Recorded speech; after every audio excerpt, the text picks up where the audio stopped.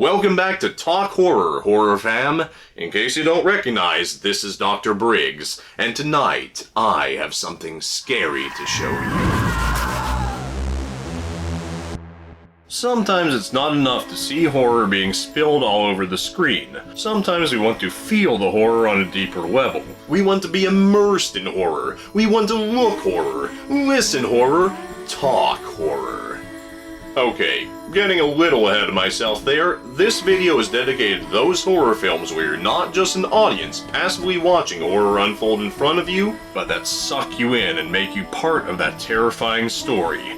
And we all know that in the 1970s, you couldn't throw a rock without hitting one of those. This is Talk Horror's rundown of 5 horror movies from the 1970s that drip with atmosphere. Number 1. Don't Look Now. Grief is something that all of us are going to have to come to know at one point or another during our lives. It's a hard fact that we all face, and it can be crippling to say the least. Capturing mental distress on film is one thing, but getting your audience in that same headspace to live in that world, to feel that grief with the characters is a whole other thing. And the best it's ever been done may just be in Nicholas Roeg's Don't Look Now. It's been said that there's nothing worse than burying your own child, and that's become an unfortunate reality for John and Laura Baxter. In an attempt at a fresh start and a desperate grasp for hope, the couple travel to Venice, Italy, where John begins work on the restoration of an old church. They soon find, though, that grief knows no bounds, and it will put their relationship and sanity to the ultimate test. When you think about atmosphere and mood in film, it's typically achieved with things like camera work, lighting, set design, etc.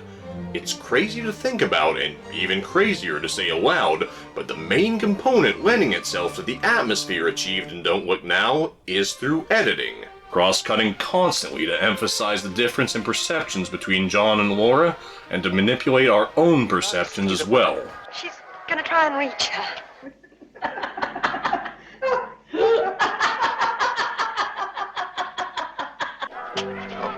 Roeg utilized editing in a manner that achieved an atmospheric effect, the likes of which no one had ever seen before or since, sometimes using as little as a single image to accentuate a feeling of mental turmoil.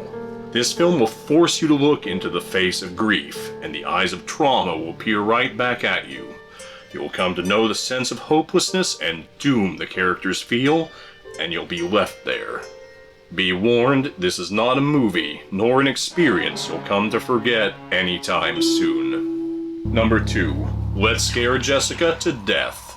How many times I'm going to recommend this obscure old movie to you? Yes. As a society, we now know more about mental illness than ever before.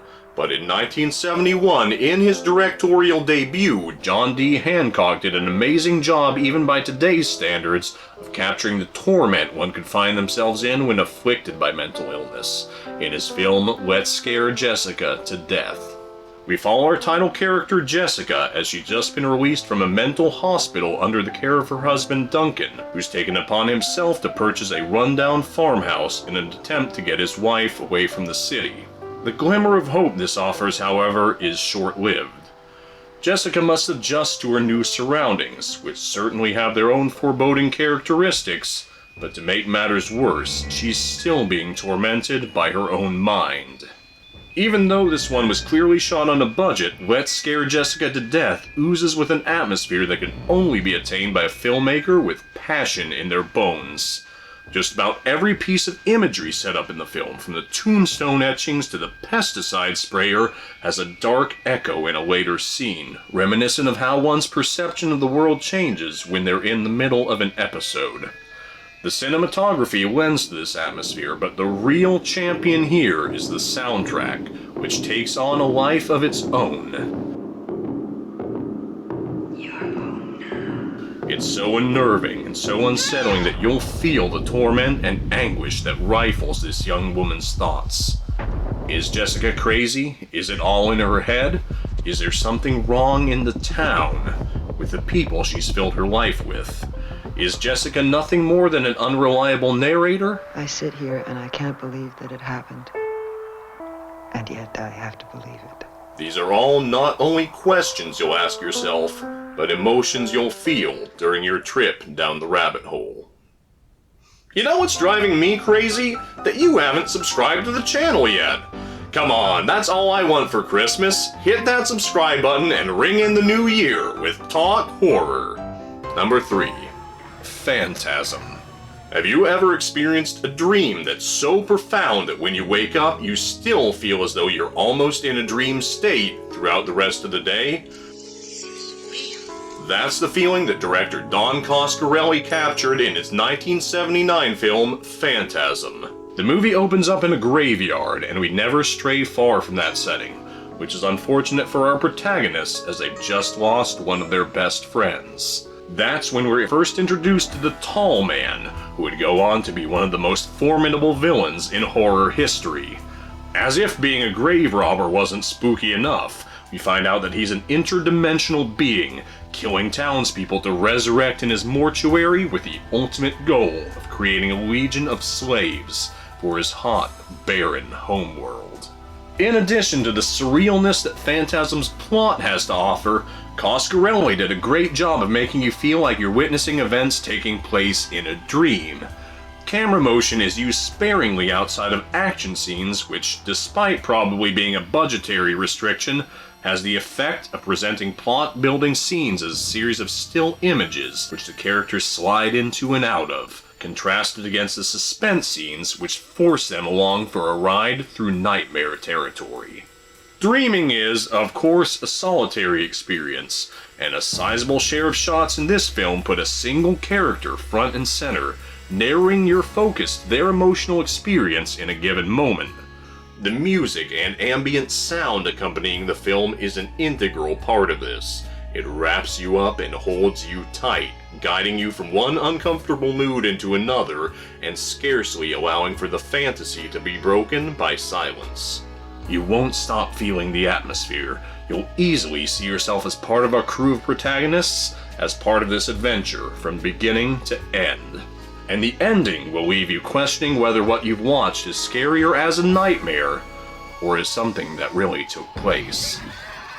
Number 4. Suspiria. When you think of famed Italian director Dario Argento, there's undoubtedly a lot that comes to mind. However, there's likely one thing that dances its way to the forefront, head and shoulders above the rest. Suspiria. The plot is simple. Young Susie moves to Berlin so she can join a ballet school. However, things go awry for her immediately. It's a dark, stormy night. She can't find anyone to let her into the school, and in the midst of the downpour, she witnesses a fellow student desperately fleeing the school, signaling the descent into madness we're about to undergo. The story isn't anything we haven't seen before, but this isn't your typical giallo. What separates Suspiria from quite possibly every other horror movie out there is its distinct art house flavor of atmosphere, which Argento imposes on every level of the film to overwhelm his audience with tension, utilizing faraway shots often to make characters seem tiny compared to the forces manipulating them, only to cut to extreme close-ups when they're cornered and their time is at an end.